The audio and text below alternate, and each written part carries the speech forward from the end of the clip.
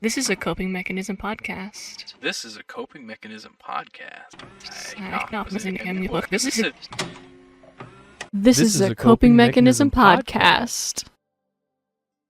Greetings, one and all, and welcome to another exciting episode of This is a Coping Mechanism podcast. I am one of your hosts, Ted, along with my wonderful friend and co-host, Bessie, as always, and join us in how we cope with things through this satire life of ours with movies, media, mysteries, and more. Oh my god, Bessie. Today. I'm so excited about today's topic. Not only because one, huge fucking dork, but two, because this is a legitimate coping mechanism of mine. I know. Where no matter what kind of bad mood I'm in or what's going on, I will put on today's subject no matter what, and then I will just go through all of them. Yeah. Because I know by the end of it I will feel better. Yes. So what we're getting into that Ted loves. today so we're going to much. be talking about The Lord of the Rings. Dun dun dun. So did you watch all of them or just Fellowship? I watched the first three. You watched the whole three? Yeah.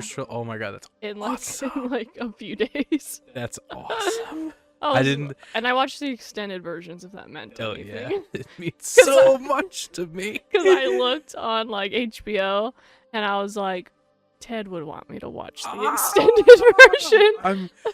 So I was like, all right. So you told me something right before the show I that I know. wish we had was on camera. I have never ever seen any of the Lord of the Rings. Can you believe that? So that made me so sad and upset because if I had known that shit, I would have watched them with you 100%. I would have been like, I did have a lot of questions sometimes throughout that Sito couldn't always answer. He'd be like, "Ooh, I don't remember," or it'd be like, "I don't know which movie it was," and he couldn't like tell me. I've only seen that first Hobbit movie. That's the best of those three. But I guess didn't get what was kind of happening or like the lore of anything, so I was kind of like, Oh my god, I can talk about that. If I had known that you had never seen these movies, I would have been like, Alex, Bessie's never seen Lord of the Rings, and he would have been like, what the fuck? I could literally picture him being like, what the fuck do you mean you've never seen these? He'd be like, text her, we're gonna show up at her house like in 20 minutes to watch these movies. And I was like, yeah, you're right. Well, let's go right now. Right this second. So for anyone who hasn't seen these or it's been a minute and needs a refresher, I'm just gonna give like a little kind of simpler synopsis. Which I thought was no one. Yeah, because he literally was like, I don't really feel like we need like the whole synopsis thing. I was like, well, maybe because like I'd never seen it before till now. And he was like, what? Yeah, because I was like, everyone knows the Lord of the Rings. I knew the idea of it. We can, yeah, exactly. I was like, we can go into the gist, but like everybody kind of knows, and that's not, but oh my god. Yeah, so I'll give you guys the little synopsis of Lord of the Rings. The Lord of the Rings franchise, created by J.R.R. Tolkien, is a high fantasy-centered struggle against the Dark Lord. Say it out loud together. Sauron. Yeah. Sauron? Sauron. Huh? Sauron. Sauron. Like sour on. Sauron. There you go. Who seeks to dominate Middle-earth using the One Ring. The story is primarily told through the Lord of the Rings trilogy, which follows the journey of the Hobbit Frodo Baggins and his companions as they attempt to destroy the One Ring in Mount Doom. Along the way, they face battles, betrayals, and the corrupting power of the Ring. Which we know there's the 3 movies, the Hobbits, and now there's like... Now they're doing this extended stuff that kind of... So like there is the Rings of Power, that like extended stuff. Yeah, so... Is that like way before or way after? Way before. Before. That's like that show is like the creation of the Rings of Power. Gotcha. So when J.R.R. Tolkien wrote this stuff, he originally wrote The Hobbit, which is like If you want to read if anyone out there wants to read any of this, start with The Hobbit, because it's primarily a children's book. Hmm. It's from 1935, so it's not like a modern children's book. It's like it's still a book, you know. Because the But movies it, came out like early 2001 yeah, to 3, like 2014-ish, yeah, like and the they newer Hobbits. yeah, and the Hobbit movies aren't as good because it's each one of the Lord of the Rings movie is its own book. It's Yeah. they're like epics. The Hobbit is like half the size of the Fellowship of the Ring, and it's a kid's book, so like things are constantly happening. Yeah. So it doesn't you really lend entertained. itself to a trilogy. Like maybe 2 movies, but probably just like 1. My favorite Hobbit is the Rankin Bass animated Hobbit, but that's a whole other thing. Yeah, I kept getting that commercial on HBO for like an animated Hobbit, or not Hobbit, but kind of Lord of the Rings saga. There Yeah. was like a woman. They were like following her. Oh, that's Starts with so. an R. Yeah, that's War of the Rohirrim. That's the Yeah. newest one that's came out. It's really good. The animation looked hella cool. It's It looked like hella old good. 90s anime. Yeah, it's So I badass. was like, oh wow, there's like this whole universe I'd never even indulged in, and then I was reading that it was like one of the most influential fantasy sagas of like all time. Yeah, before Tolkien, there was, I mean, obviously fantasy stuff Oh, existed. of course. but But this most is just of- one of the big sagas that people Yeah. just like grabbed on. Most of it was all very like, it wasn't cohesive. It was like,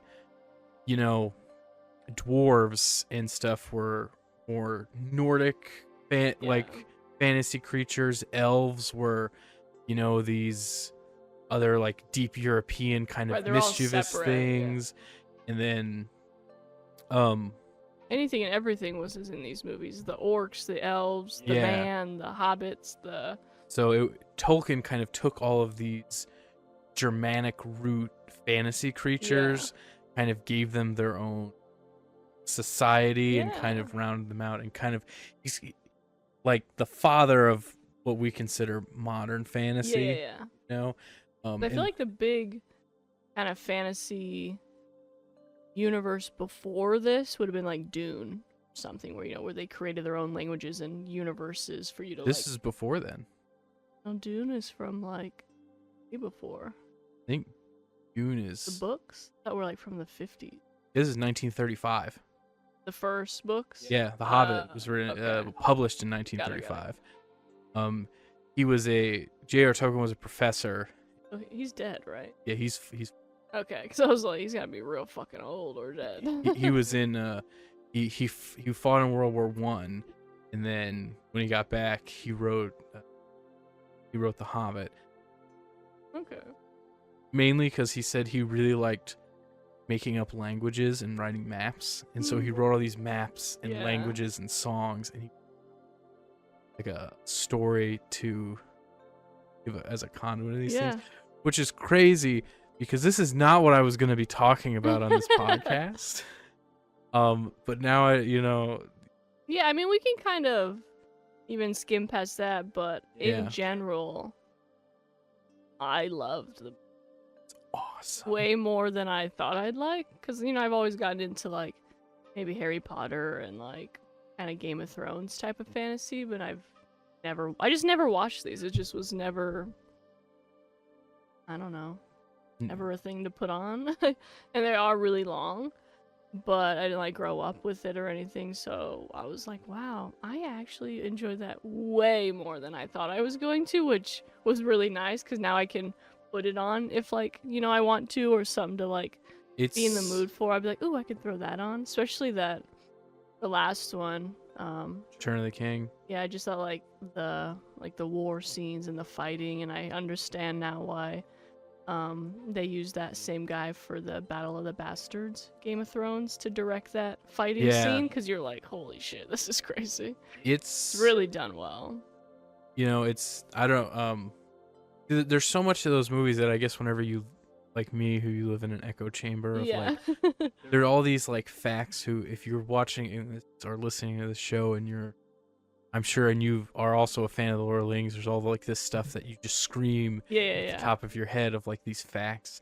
You know, the biggest thing with these movies is that like no one wanted to make them. No one would give Peter Jackson the money to make it because he wanted to sequester all of the actors for like he wanted to make them all back to back in a batch. Right. In like I think it was a year and a half or 2.5 years. Wow. So those are long ass movies. Yeah, exactly. And he was like, and then every studio was like, you're gonna get, a team of 20 of your hard on-screen actors to live in another country for like 3 years. Right. That's not gonna happen. And then, it did. They did that, and then now it has become, it's like, it's one of those things where it's so perfect that every studios have said that they can't remake them, right? Because everyone would just compare them to these things because they're so good that no, they don't need to be remade, and I bet people are they are a lot. There's a lot of difference between the book though. Books, there's a lot of singing. I assumed also there were just always more details in a book of like the smaller things that you just wouldn't get in the movie off the cuff. The books are a lot more like kind of play. They're like whimsical and stuff. But it was a lot more kind of kid friendly. I mean, it was violent, which I appreciated, just like with all the fighting and all that. But it was still like a feel good. Like it wasn't like super dark and twisted. I just didn't know what to expect. But it was still like violent and well done. Yeah. But still, I think like a kid could watch that and it would be fine, I did. I watched these movies at the... Like there's no sex in it.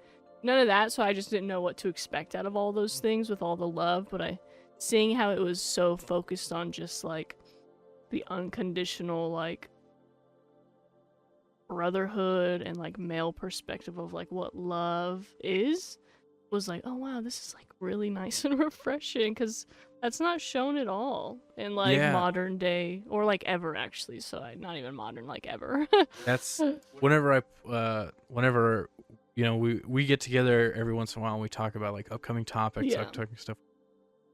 And I put this one in and I was like, and I want to talk about the way it healthily portrays. Yeah, it's like the best positive portrayal of male love and friendship for sure. Which I thought that you had seen these movies, but I can imagine now that whenever I said that, you were like, "What are you talking?" Okay. I was just like, okay, yeah, let's see what it's about, because I've only seen like Harry Potter and stuff where you see like the friendship in there, but it's not like the deep feel of it. Yeah, no. This movie is These movies is how I learned how to act as a man. Oh. Because growing up, I saw these movies whenever I was a kid. Yeah. My dad took us to the drive-in.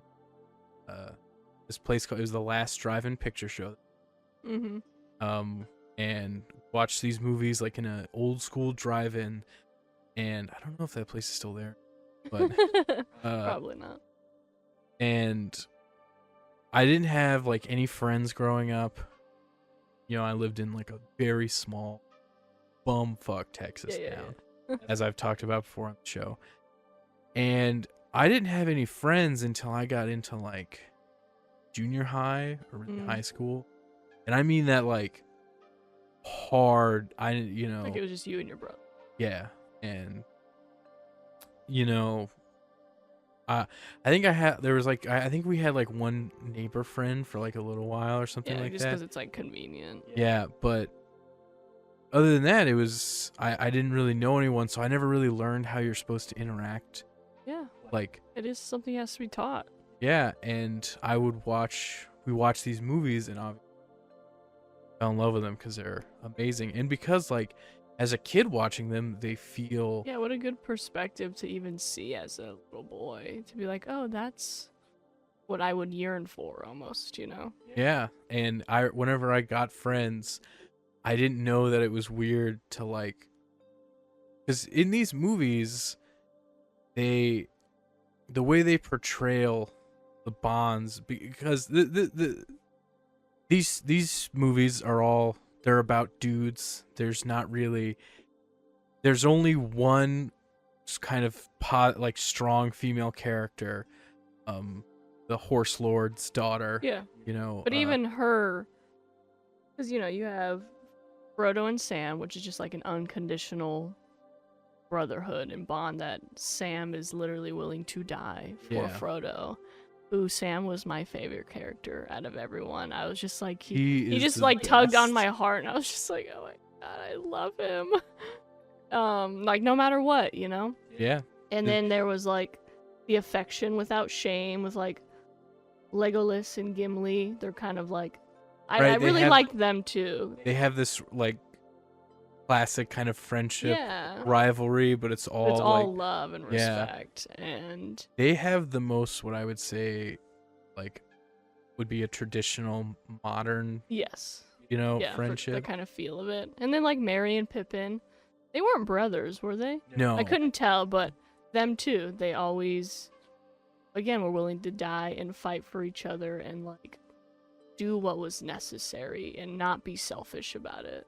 I And want even when he does get a little selfish, Pippin, because of that orb with the yeah, eye, he still doesn't like shame him for it. He's like, this is what we're fighting against. This is why it's so powerful, and we have to stop it. You know? I really wanted to get your perspective on how this kind of compares to, because this is all mainly about like men and, Yeah. and stuff like that.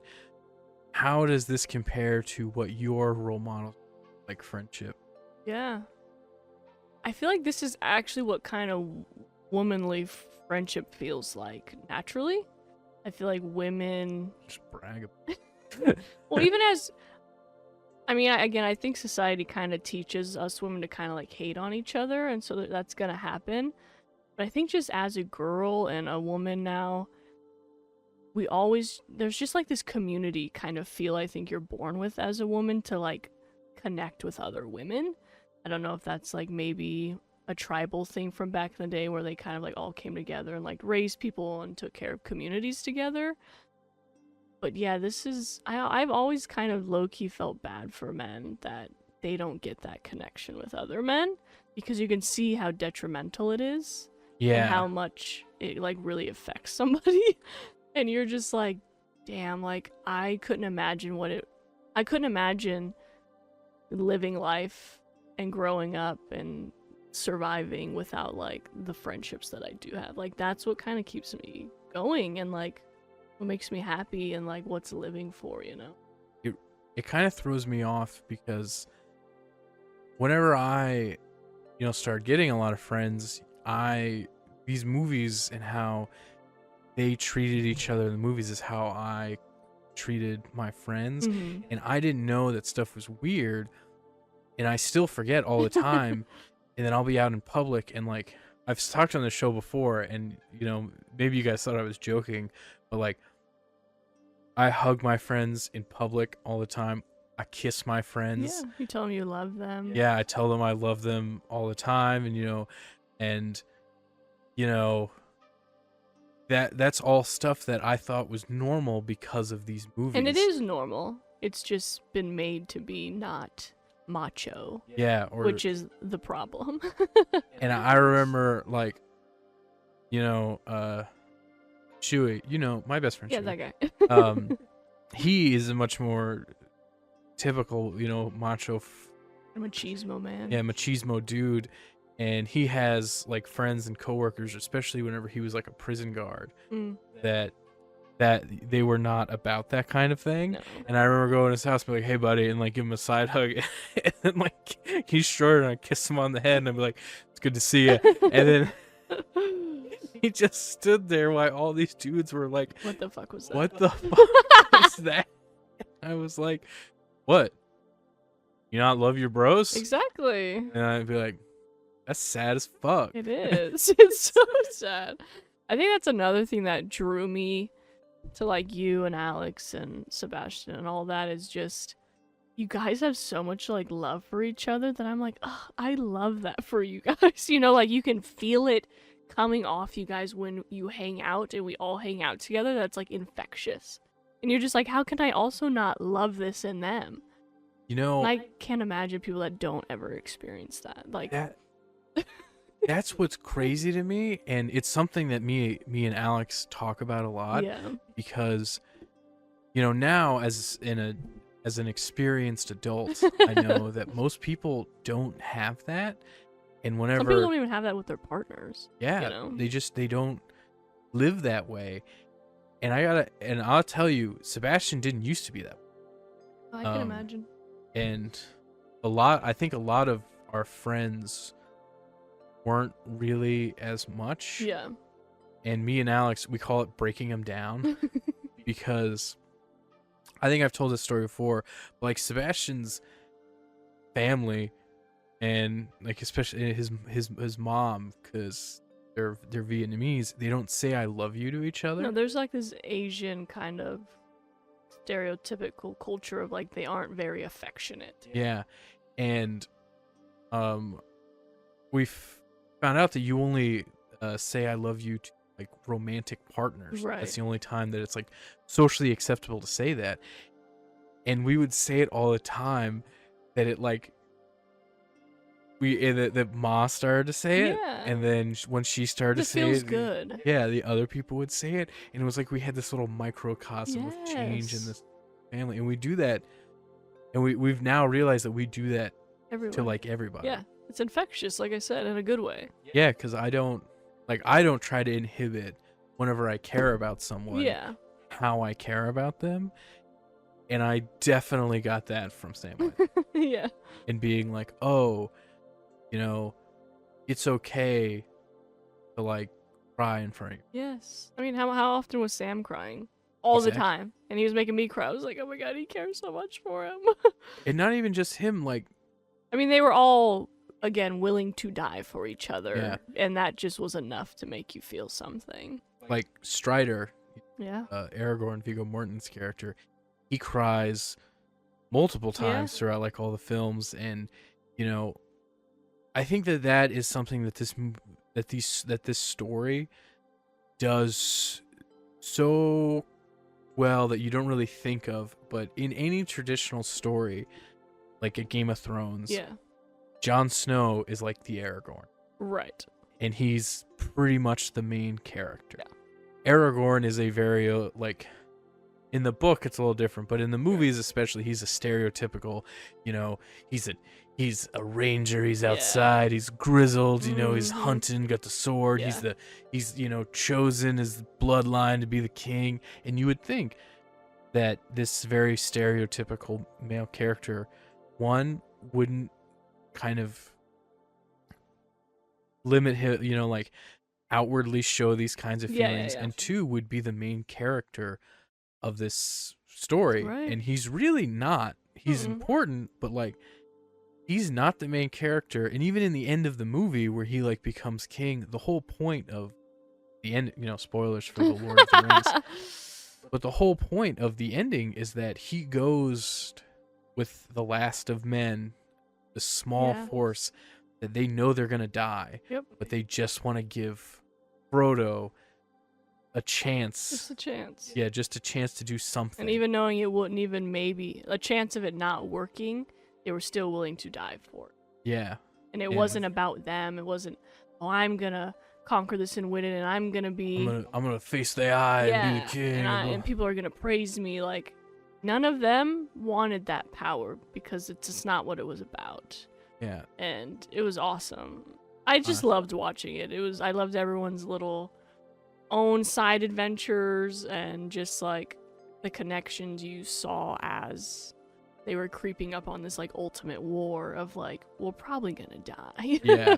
But fuck it, we're gonna die together and it's gonna be something worth We're gonna dying have this for. brotherhood, this Yes. fellowship, and it's like if you're gonna die for something, it should be honorable such as that, Is there, because to me this is like the peak of representation for like how men should be. Mm-hmm. Is there something that you think is on the same level for women, of like the most like if you could show anything to a girl growing up, you could be like, this is the most positive I think that you could have to see how you could be as a person? Because to me, it's these Yeah. movies. I don't know if that's like No, that's a a really good stretch. question, but I actually I don't know if there is anything off the top of my head that I could say is something as all encompassing. as this saga did. I couldn't tell you because I feel like, especially when I was a kid, it was still really pushed to just be like, you want to be a mother, you want to get married, you know, like you want the white picket fence, you should be like the homemaker. Obviously it's changed, but nothing media-wise that I was just like, oh, that's how I can be, you know. I guess To maybe this scale. Yeah, maybe But that it is a does. really good. I think it exists. That's just a really good question. I don't know if I've seen it like on TV. I'm sure obviously most things in the world are more geared towards men, Sure. so I imagine it's harder to find something like that. But they do, like in this I'd say movie, probably like the Powerpuff Girls or something. Because there's 3 of them. They're girls. They're badass. They're young. they all have different interests. Yeah, exactly. They have their own personalities, but the common goal is to come together and fight this whatever monster. This big old brain Yeah, monkey. so I feel like the Powerpuff Girls is probably like a decent way to be like, look, women and girls can be strong and the powerful ones for sure. I didn't But it's realize. still not on the scale of like Lord of the Rings makes you feel, you know? I never realized until you just said that, until what you just said a Yeah. minute ago about how, whenever you were a kid, it was like be a mom, have get kids. married. These movies and these stories, as I just realized, they show you no matter what path you choose in life, it's still okay. Like Yeah. Sam, he just wanted to have like the wife and the kids in his Yes. garden. Aragorn becomes a leader. Gimli just wants to like go home, and every Mary and Pippin are just like, okay. they're cool with just being bros. Yeah. It's like no matter Getting what. high and drinking. Yeah, getting high, eating and drinking, and it's Exactly. like, I can't believe I never realized, but this is like also a positive way of Yeah. like, whatever life you choose, Whatever you can path still, you can choose to be happy in it. and have a bond with different Yes, people. whether you want to barely chill and work, or working the bare minimum to just enjoy life, or having kids and a family, or going off and being this king, those are all in the end successful ways of living. Yeah, But life has taught you, or our lifetime, and I'm sure a lot of other societies, that if you're not up here, you're not succeeding. You're just chasing this success realm. You'll never get to it. You'll never be good enough unless 1, 2, 3, 4, X, Y, Z. Or this show doesn't, or this whole universe doesn't give that feel at all. yeah, and you can still have like a bond and relationship with people. And be And happy and love each other. Yeah. I don't.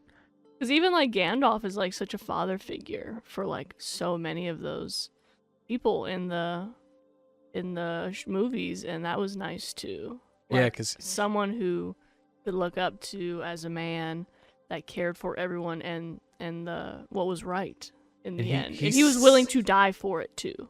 And he's the most. He was not corrupt. He is like the most like standoffish, and he's still like I know. hugging people and like and all protecting them, putting their arm around them, Yeah, telling and them it's okay to, what did he say in the very end of that movie? It's okay to, I will not tell you not to weep, because not Yeah. all tears are evil. And I was like, that was fucking good. Oh. Write that down. Write that down. I still can't watch these movies crying. Oh, dude, every time, I was like, oh fuck, oh shit, It's Or, again, even just seeing Sam tear up, like when they're like heading towards that volcano thing. Mount Doom. Yeah, Mount- yeah. Like them just like Please continue. like them just trying to like crawl there, and that fucking Gollum dude's like, no, I'm back, and I'm just like, no, come on, you guys are so close. I remember. But that Gollum character is like a whole nother like realm of like you could dive into with like feelings and like the depravity. Obsession Yeah, and- he was so depraved of everything over this, and I kind of wanted. I think the Hobbits, do they kind of get maybe into his story a little, or is that like Bilbo's more? Yeah, it's more Bilbo's. Okay. So But it was still interesting to I know you get a little of his backstory in the movies, but it was so quick.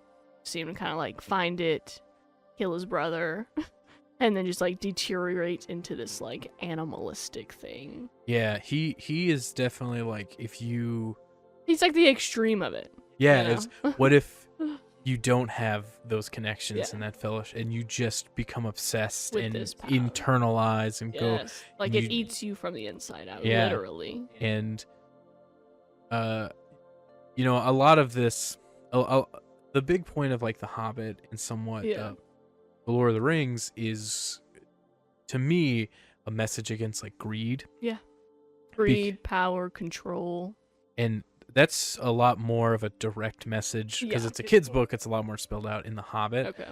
where, you know, in The Hobbit, they're going to go, Bilbo gets hired as a thief with this company of dwarves and Gandalf to go deal with a dragon that stole all of the dwarves. Gotcha. Gimli's dad Yeah. is one of the characters. Okay.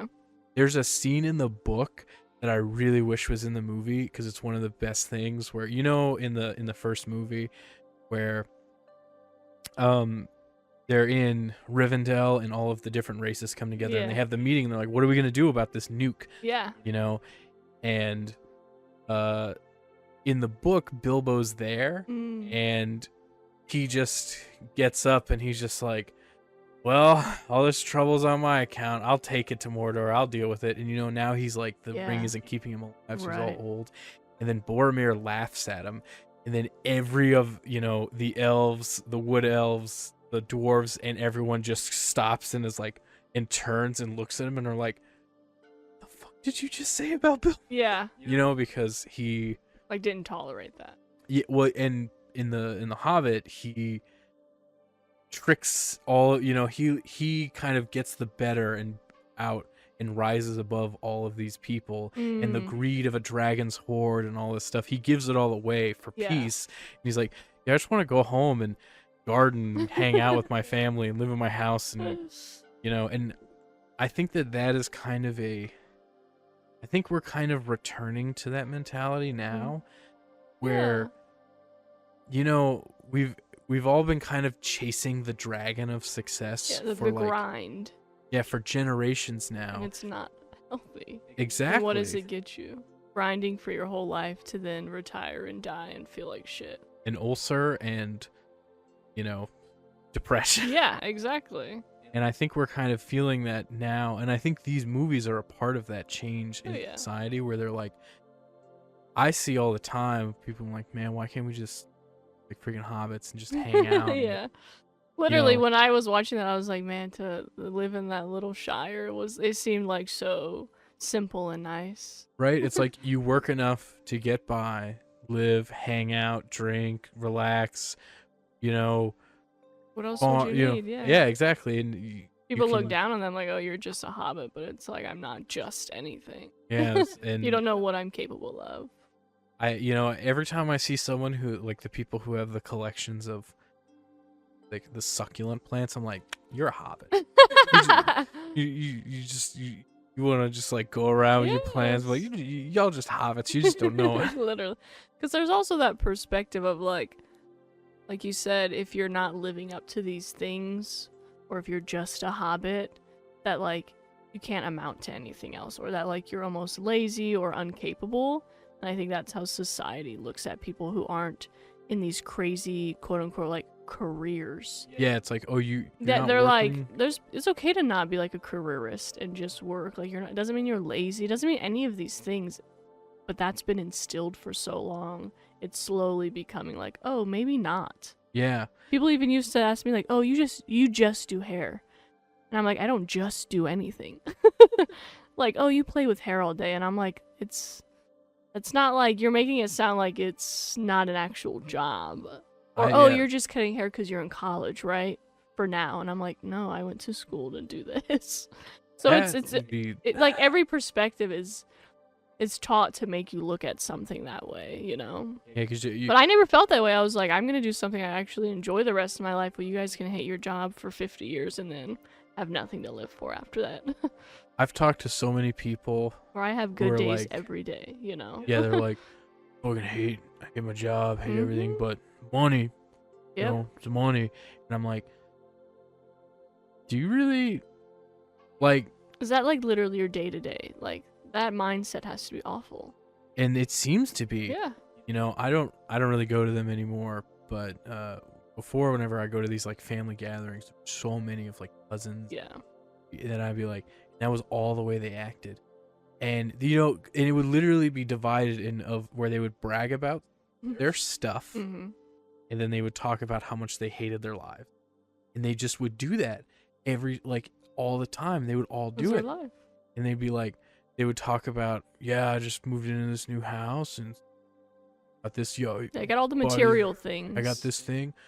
Fucking, like, I wish I could, like, I don't really hang out with my kids. You know, I'm on the road most of the I time. hate my wife. Yeah, shit, man. Be like, you get to sleep? I haven't slept in years. And Yeah, that's not like a bragging point. When people are like, I work 120 hours a week, and I'm like, oof, that sucks. I'd be like, like, I don't know if you think you're bragging, but I feel bad for you. yeah, and I never like, I get wanting to be successful. to be successful and to have, you know, more than you need. Right. But I never got like what it was worth. The intense dive into Yeah. excess. You know what I mean? Where it's like, A lot of people don't live within their means. Because again, just like we talked about a few episodes ago, we are taught to overconsume and that to it's always push and on that it's them. never enough for us. And if we don't have this, we're not happy. Where, like you said, I have clients that make dumb money, 300,000 plus a year. And all they do every once or twice a month I see them is complain for an hour about work and have no idea of like, oh, but how are you? Or, oh, you know, like it's so, they're so consumed with being upset and hating their 10 hours of day at work that I'm just like, you're not even like probably who you are deep inside. You're consumed with work. When you're not working, you're complaining about work. And then maybe the little time you do have, you just get drunk and fucked up because it's not work. Yeah, and you're trying to forget. Yeah, and about I'm your just like, troubles. in my head, I'm just like, I'd rather make way less and be very happy and content. Because I don't complain. I mean, I complain. We all do about like dumb shit going on in the world or crazy shit or like a shitty movie you watch. But like, that's it. Yeah. Like I can say, I can sit here and be like, I love my life. I love my friends, my partner, all of it. Like I have no reason to actually probably even complain. Right? We just, honestly, you know, I think it's like cathartic to complain about something. It's natural, and we're all gonna do it. But to me, you should only complain about things in a sense that, like, okay, can you change anything about it? You know, like, oh, I hate my job, then get a new job. You know, like in the sense, if you can have that perspective of like, yes, I don't like where I'm at, but I'm doing something about it, then that's cool to complain. But if you're just gonna be like a self-help rejecting complainer, I don't want to fucking hear it. Yeah, I don't know. It always kind of like throws me through a loop. It's like I have stuff that I don't like about my life. Sure. That, you know, and I don't feel like I'm in the position to change those things. But if you were, you would, and that's the difference. Yeah, and some people are and don't. But that's the thing. It's like, if you have the means, like these people do, then. And again, if you're happy doing those things, right? I also have known people who are very happy, like just pursuing work. For instance, you know Shui, my best friend Shui. That guy. He, you know, he really likes working. Sure. And he, you know, when he's not working, he'll like try to find odd jobs to work. Yeah. Because. Which can also maybe secretly be a coping mechanism. Right? Yeah. Probably. Now he doesn't. You know, now he has a kid, and that's another good point. I should say, once you have kids, it's a whole different ballgame. Yeah. Now you have a responsibility beyond yourself that it's like you have to do things you don't want to do. Yeah, if you're complaining about your life and you, but it's your choice to have a kid. Yeah, that's another thing. Not for long. True. But like I have clients with like 4 or 5 kids, and then they see them like every other weekend because they just travel for work, and I'm just like, then why did you have so many kids? Yeah, right. And then I think from their kids' perspective and their partners, that they're probably like just doing that on their own, or you pay for help, but that's still not like your partner. And then your kid's gonna be like, oh yeah, my dad provided for us, but he was never around. And that still affects you in some way in adulthood, you know? Exactly. So again, what is it all worth? Yeah, what are you doing? And I don't know. I just think that these movies are really good. They really are. I didn't think to like it as much as I did at all, honestly. I have no idea how many times I've said I in the past second. No, I don't know how many times I've watched these movies. It is an ungodly number. Yeah. I put them on all the time, and the more I watch them, the more I'm just like, you know, I wish everyone could see these movies to just be like, hey, it's cool to just fucking chill. You know what I mean? Yeah. To have to enjoy the simple things, to love the company you choose to have around you. And you know, not to go also more into the nitty-gritty of things, but there's other lessons in these movies when it comes to friendship and stuff. Like in these movies, they're literally all other races and creeds and different kinds of people, and they like Legolas and Gimli, they start out pretty racist. Yeah, you know? they're and you know, they have that more banterness about it. Yeah, but they're like almost dicks. And then remember in the middle movie where they're like in Moria, or not Moria, in Helm's Deep. I don't remember if this is in the extended edition or if it's just in the, but they're going through the fortress underground throughout the caves, and Legolas is talking to Gimli, and he's like, he's a wood elf, so he's never been underground except for in Moria, where everything's fucked. And he's just like, and there's all these like beautiful carvings and all this stuff, and Gimli's like, oh, if you think this is beautiful, you should see the stone of my hall, of my family's halls. He's like, come to my family, we'll show you the our hospitality, and you'll see the true beauty of the earth below the earth. And he gets like this greater appreciation. But this movie deals with racism. This movie deals with forgiveness. Boromir, he tries to steal the ring, kind of loses himself, go like horribly aggressive and stuff. But in the end, even they forgive him. Yes. There's always forgiveness. Yeah, there's, no matter what, they always have this like sense of caring and you letting things go. And not like, what's wrong with you? What are you doing? It's like, hey, are you okay? Like, why are you doing? What happened? I always, which is a good way to approach people. Yeah, I tell people this, I think I've told you this, but I have told many of my friends this, where I'm like, you could do just about anything to me and I would forgive you. Yeah. And I'm like, you can't. I was like, if you killed if you killed somebody, I'd probably still like. For your reasoning. I was like, you can't, if you hurt my dogs or like children. or children, or like, or someone else, like you kill one of my dogs through in the group, and then I always say like, you could shit on my floor, and I'd be like, why would you do that? Clean that up. That's, and I'd be fine. Yeah.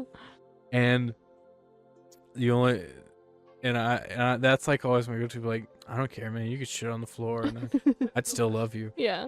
I'd make fun of you for it. Right. I'd give you crap. There's that unconditional love, and but I love you. Yeah. And I don't know. As someone who I'm sure a lot of you out there too, especially if you're a child of divorce and Yeah. some you were raised a lot by like TV. Yeah. And you know, I think about sometimes how different I would be Mm. if maybe I latched a lot more onto, you know, some of you know, like you see the people on the internet who are like really about like American Psycho and the Wolf of Wall Sure. Street Yeah, and like if you were that typical machismo kind of strong headed in the sense of like the work grind and being successful and making it to the top of the top.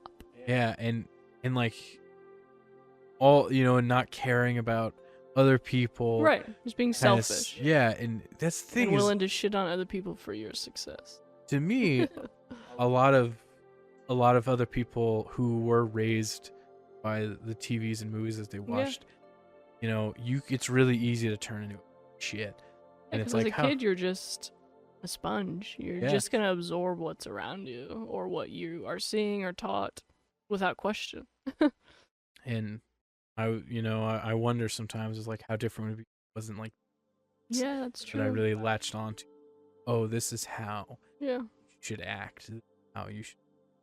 And I don't know, maybe I read too much into it because No. this is something that I've really kind of engraced into, of like really gotten down deep into the minutia of these movies and stuff. I mean, if you were going to grab onto anything, I'm glad it was this, you know.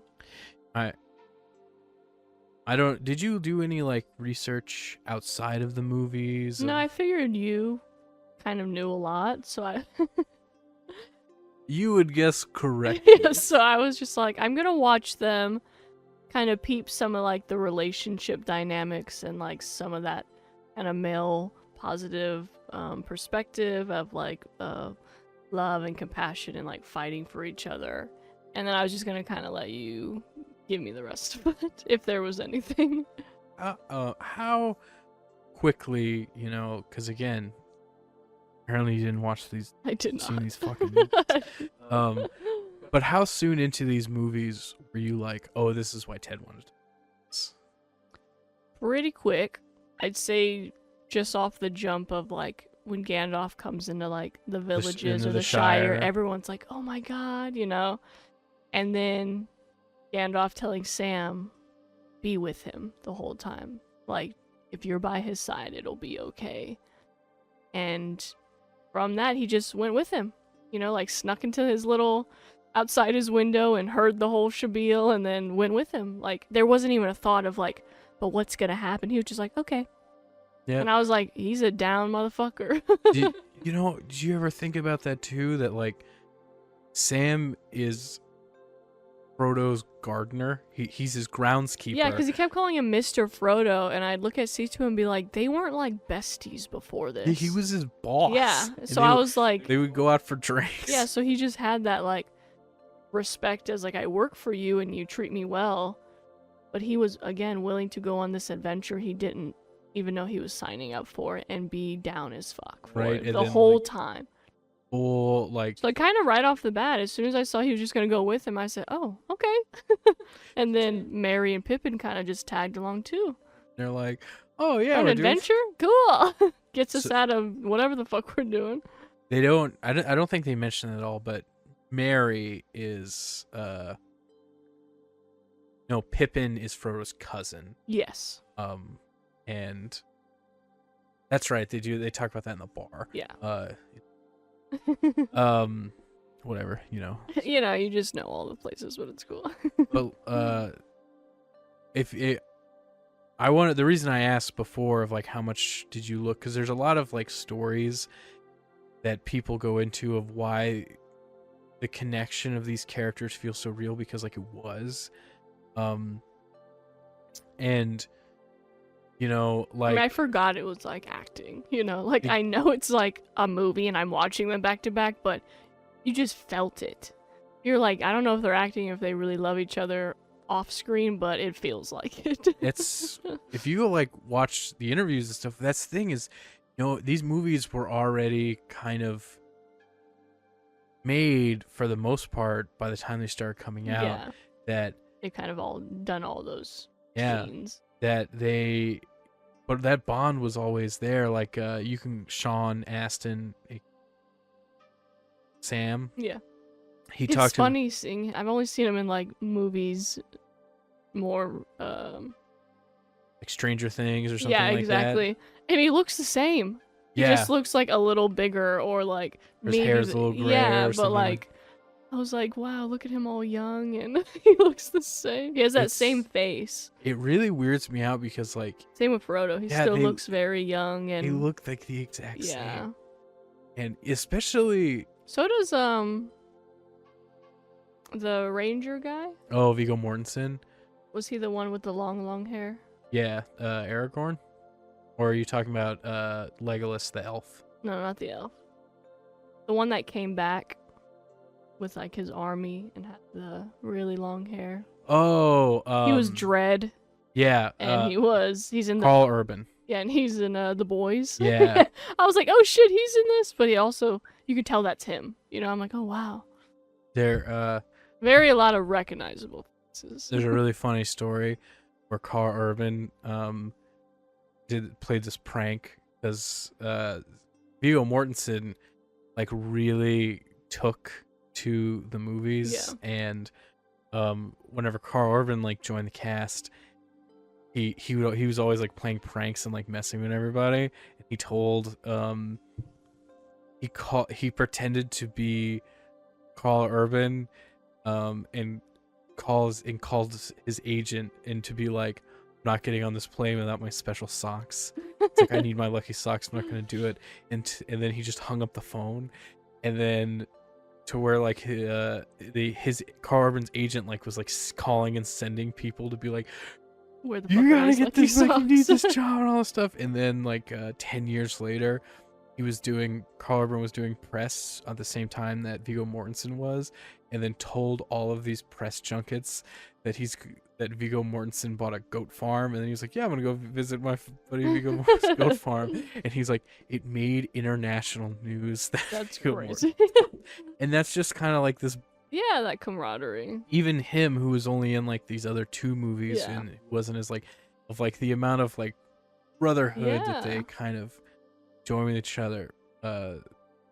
Sam, he talks about how like whenever he got the role as Sam, he almost as like a method actor started taking care of Elijah Wood in real life, where he would like go get his food and his dry cleaning and like do all this stuff to like really And yeah. and Elijah immerse Wood would be himself. like, yeah, at first it was kind of weird because he would just be like, I'd be like, oh man, I don't feel good. He'd be like, oh, I'll get you some soup.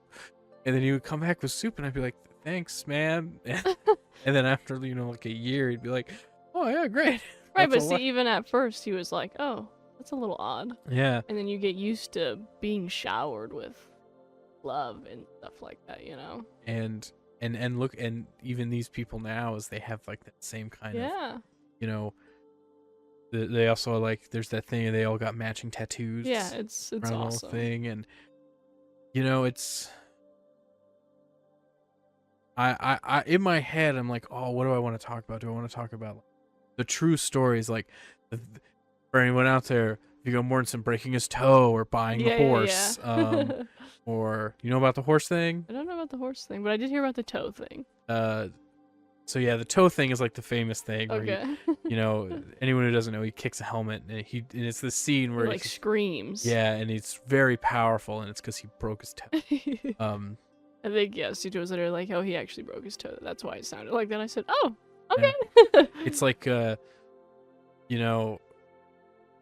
that movie in Django, where like he cuts his hand. I mean, he really was, yeah, like, and he was all like cut pouring up, blood, and he just and kept going. Yeah.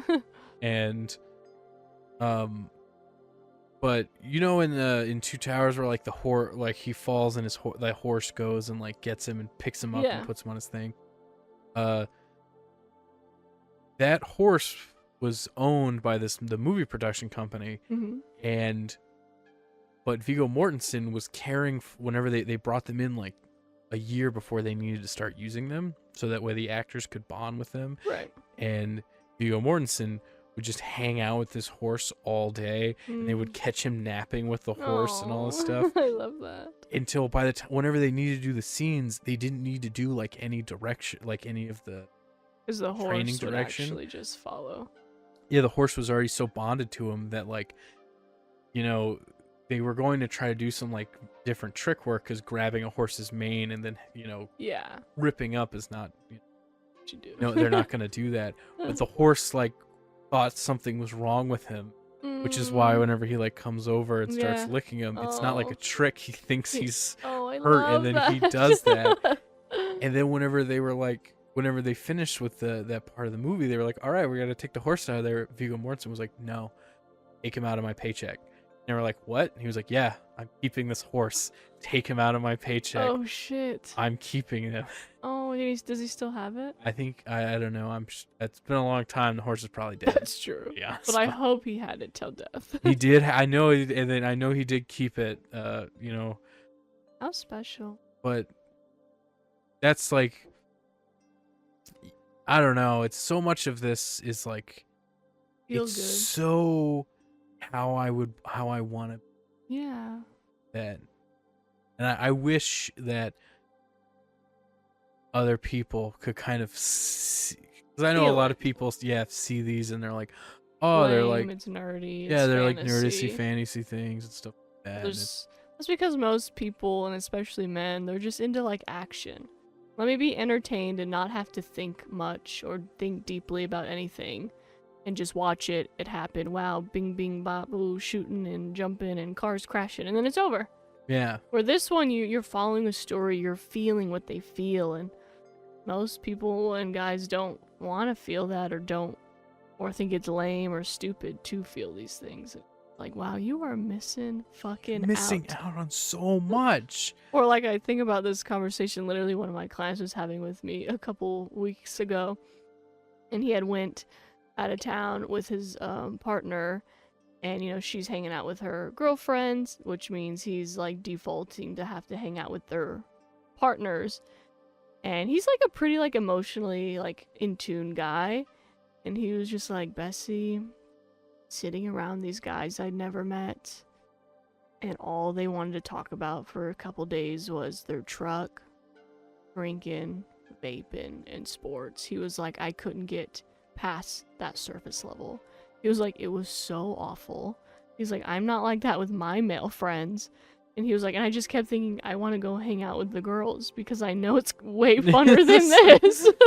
And I never had thought about it till that moment of like, I wonder what it's like to be like another man sitting with other men, and how like probably surface level it would be. Like, I don't even like surface level with most people. Men, women, doesn't matter, old, Oh young. no, you do not. So I'm just like, Bessie don't play on the surface. She takes out a knife and cuts you deep right in the opening line. And so I was just like, that sounds awful. And that's probably most men's experience their whole life. Like, maybe their partners, you know, get a little deeper, but like, that's it. Yeah. And I was just like, I've met girls in bathrooms, whether they're crying or not, or like, damn girl, I love your lipstick. Oh my god, I got it from. And then you're just chit-chatting. That's crazy. And guys don't do that. No, we don't. And that kind of sucks. It takes me a good, I mean, even me, Yeah. it takes me a Sure. good bit of build up to like get to that level. Sure. But I've definitely like, I think a lot of it is because, you know, dudes tend to grow up in a way where it's like, it's direct aggression, Yeah. you know, and not to kind of broad strokes at everything here, but it's like, to me, men are raised with direct aggression, whereas females are usually more so of like outside aggression. You know what I mean? And which is not entirely true in either sense, but Right, it's just like a vague over. like in a group of dudes, if you step out of line, it's like you're waiting for a shark to jump. Yes. You know what I mean? Yeah. And if you're not just talking about the truck or, you know, Sports. yeah, or, you know, all that stuff, it's like you're gonna get jumped on in that moment. Like attacked. Yeah, because Like, what's wrong with you? because growing up, like me specifically, until I got bigger and stronger than everyone around me, I did get picked on. Yeah. And and if I being like, oh, like I like I remember like getting a leather coat because I liked the Matrix, and I wanted to get a leather coat so bad, and I did, and then I went to school, and everyone was like, what the fuck is that? And be like, I like the Matrix. And then it was just like, idiot. And, yeah. and then, I was like, all right, I guess I'm never wearing this again. Yeah. And then I remember my dad being like, that shit was expensive. You better oh, you're not getting another one. Yeah. And, and then it was just like, oh, yeah, okay, I guess I just can't, I can't openly express anything at all until, and then I think I got to the point where I was fortunate enough to, I don't know how to put it, but like being able to not care about what other people thought of me, not in a good way, like a healthy way, where real cool people, people like yourself, where you're like, I'm just me. To me, I kind of, by the time I was in high school, I had so much like bad things happening that I was like, I don't give a fuck what you think, because I have so much other shit to worry about. Yeah, my like these loved ones are dead. These loved ones are in the hospital. This loved one's in jail. I don't have a bed right now. Right. And at that point you're just like, I don't give a fuck what anyone thinks. It's just crazy I'm not homeless anymore. Right. And then that kind of led into the whole, oh, now I have a greater, before I was angry, now I think I appreciation for what you have, which again comes back to these movies. Yeah. Where like you can have, even if you're not entirely happy with your situation, you can be happy with what you have and express that. Yeah. And a lot of dudes don't, because it's seen as weakness. Yeah, or I don't know how you would put it, but if you're not complaining about wanting more, then it's bad. Right, like you're not doing enough then. Why are you stuck or too comfortable? Why don't you want more? And it's like, but I don't need it. Yeah, exactly. And like but it's like a double-edged sword. Why don't you appreciate what you have? Like the things, like I remember I read a quote once that was like, the things you wished for and worked for are right in front of you, and it's still not good enough for you now, even though that's what you were wishing and hoping for. So it's like, be in the moment and be like, oh shit, I was wishing and hoping for this and I have it now. Like, appreciate that, sit in it, be in it, instead of being like, okay, well now it needs to be even more than that. Again, it's just that unhealthy grinding. It's the unhealthy, you can't show love or grief or devotion without it being like weakness, especially for men. And of course they're always like, oh, what are you, a fucking little sissy girl? And it's just like, why? Because women are a little more emotionally in tuned. It's not a bad thing. And right, and it's like, we've talked about this on previous episodes where you talk about like the friendships that I have with my friends. Yeah. And it's something I've never seen another man have. So it was like, in my life, it was like really refreshing and like so awesome. I don't know what what other fuckers are doing out there. You know what I mean? They're just hanging out with dudes because they have to with their wives and their wives' partners, or it's just the commonality of, oh, hey, we like sports, let's go golfing, and just like drinking BS. That just all sounds awful. It makes me think, like they don't seem like they miss their friends, Yeah. It makes me think of like, oh, this is why statistically men are more likely to commit Oh, it suicide is. or For die sure earlier is. from consumption or They isolate themselves yeah, it's like if you because you're shamed into doing otherwise. But then you're shamed for not being strong enough to not kill yourself or get out of your depression. Like it's fucking easy or something. You know, like you want these things to be easy for men and women to pull themselves out of when you don't even allow us to make a community with each other without giving a shit about it. You know, like what the fuck is that? That makes no sense. yeah. Or even like the relationship between I know, sorry, since it was my first time watching it, the names don't come right off the cuff. Oh, I'd have no Is it idea. Aragorn? Yeah, Aragorn. Is he like the dude with the long kind of black hair? Yeah, he's That falls in love with, the elf Arwen and but she's dead, right? Kind of. He No. falls in love with the girl that was like that king's daughter or niece. oh, What's you're his- talking about Carl Urban's character? Yeah. Yeah, I don't remember his. Okay. But I thought it was also nice that he, you know, he has that elf woman he loved and she kind of like goes on and passes. And then, you know, he's fighting for the world and his brothers. And then he meets that woman when he's like... Oh, that is Aragorn. Okay. That is Aragorn, right? Yeah, that's okay. not Carl Urban. That's Viggo Okay. Mortensen. Okay, yeah. So Aragorn falls in love with... Was it Faramir? Faramir is Boromir's brother. So his niece or daughter or whatever. No. Yes.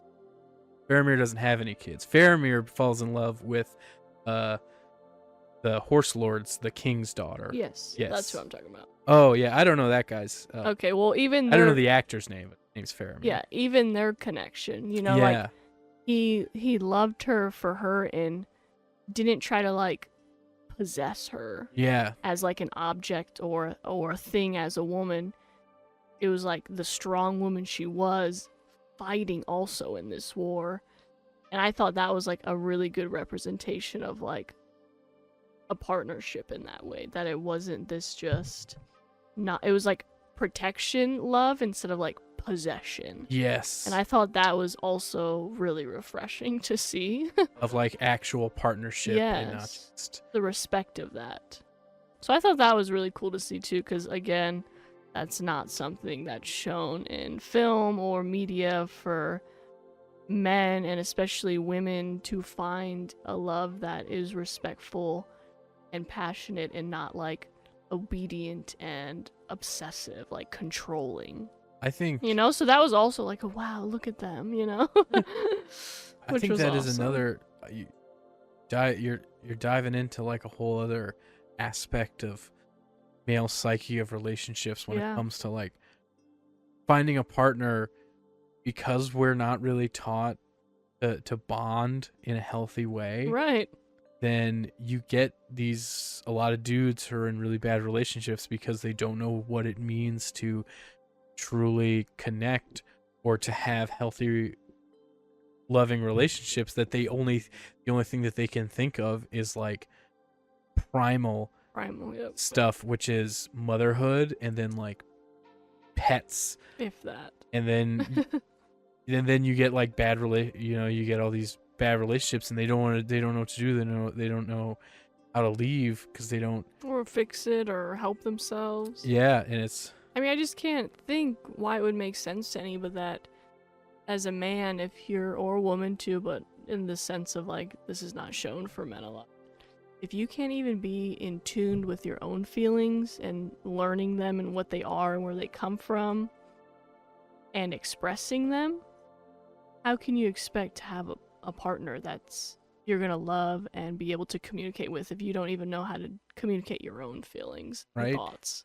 So how And- can you have a successful relationship if you can't even do that for yourself?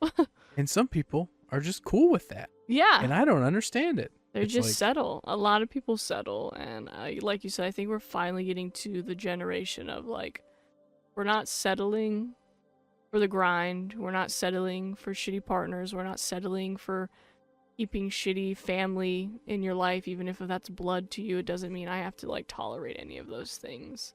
I think we're finally getting to that point of like, how can I live a long life and be happy? right? It's Instead of being like, wow, look how much time I fucking wasted doing shit that doesn't even matter. if you've never practiced in, communicating Yeah. or yeah. or sharing, like, and then again, And all the which they therapy. show you how to do in these movies. Exactly. They show you, like you said, love, grief, devotion, Forgiveness. yeah, betrayal, and they still work it through. Healthy. Not just letting someone be a piece of shit and they're like, all right, we'll enable it. That wasn't it at all. It was Right. like, all right, what's going on? And what is the end goal of all this? Right? It's like, even in the moments where people do act shitty, they're like, hey, like when Gimli insults all the elves, they're like, Hey. shut the fuck up. What the? Don't do that, Yeah. And then they're like, all right, well, Right, they'll call you out and Yeah. then be like, yo, that's not necessary. that's not cool, man. Don't do that. And that's another thing I think society lacks, in a sense, men and women. But especially, like, the idea of, like, have you ever heard, like, oh, she's a girl's girl? Have you ever heard that? No. Like, saying? So, like, people will be like, oh, she's a girl's girl. And that means, she's a woman for other women. She loves other women. She respects them. She promotes them. Like, all that good stuff, right? Like, that's what some people think it means to be, like, a girl's girl. Just supporting each other, right? Sounds good. It does, but to me, being a real girl's girl, like what I think I am, is giving you all that positive affirmation, but also telling you when you fuck up. You can't be a girl's girl or like a real friendship if I'm not telling you, like, yo, don't do that. Yeah. That's not cool. What the fuck's going on? Like, that behavior isn't acceptable. So to me, that's really what it means to be, if you want to call it a girl's girl, or just a real friendship and Yeah. partnership with somebody. The good stuff is great. The positive affirmations are amazing. But you got to tell me when I'm fucking up. Yeah. You got to call me out on my shit too. Like, that's also that flip side of friendship. It's not always good. So tell me when I'm being weird or being disrespectful, or if, like, tell me. Because if you don't, then it's like, then You're enabling the behavior. not only that, but I think I'll never you're know. also going to inhibit that relationship, because, like, if you say some off the wall shit or Yeah. do something that You guys call me out. I like that. Like, even when I go, like, I felt so bad after, like, when I was like, oh, Alex, did you do your little workout? He was like, little workout. I said, yeah, what the fuck did I say that for? That was kind of fucked up. Even though I didn't mean it that way. Yeah, I know. I was like, oh, I see how that can be taken, and I will not say that to anybody. But, I need that. Like, Yeah. call me out. I'm not, like, a bitch, or I'm not, like, a crybaby. I am, but, like, when you're being truthful and it's not out of, like, malice, tell me. Because I need to be put in my place, too, of, like, hey, that wasn't really cool. I was thinking of, like, the last time when we were talking, we were setting up to go out to eat with Sebastian. We were like, oh, and then it was like, oh, did Bessie do that thing where she made fun of him and then laughed and said something really mean and laughed? And then I was like, yes, she just did that. And I was like, what'd I do? And we were like, oh, you do this? I do that. And I was like, oh, shit. Like, it's playful, but then I'm also, like, seeing how it comes off. Yeah. That's the thing, is if you don't do that, then I could see how you're inhibiting the relationship, because you're going to internalize that behavior. Like, you're going to think the other person's going to think it's fine. Then you're going to internalize it and be like, oh, I can't say this or act like this or do this because I'm perceiving it as negative, and I'm going to do the thing any human would do if they're experiencing a negative interaction. I'm going to avoid it. Yeah, and then you ruin a friendship or relationship like that. Yeah, even if it's just like a chip at a time. Exactly. So it's chips like, add up. Yeah, and for all the we're talking about fantasy stuff, the chip damage is real, and that's for some of you, not all of you, not her, but for some of you, most of you. But no, I thought this was such an amazing. I'm sorry, she's. For our audio listeners, my dog got a cookie. It's just been really goofily eating the cookie on the couch next to us. Go check us out on YouTube. Yeah, to Time see it. code hour and looks like 17 minutes to watch a dog eat a cookie. They're dog cookies. Calm down. Calm down. But no, I all in all really, really liked the movies. I kind of want to watch The Hobbits just to get like more backstory, even though I haven't heard they're like the best or as good.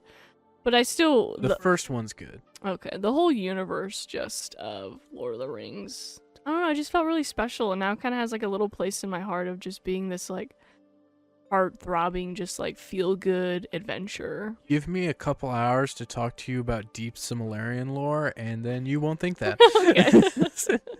You'll be like, you know what? I'm good. I'm good. I'm done. In fact, never talk to me. Well, at least for the little high I'm riding of the good dopamine I got from watching these movies back to back in these last couple days. So I'm 12 hours of these movies. right. I'm so glad.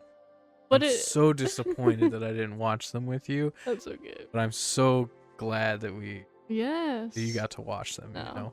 It was nice. It felt good, and I think in general, just seeing how now you say that was like a model for you feels even more kind of like precious about the whole thing, and also sad that most of society will never feel that.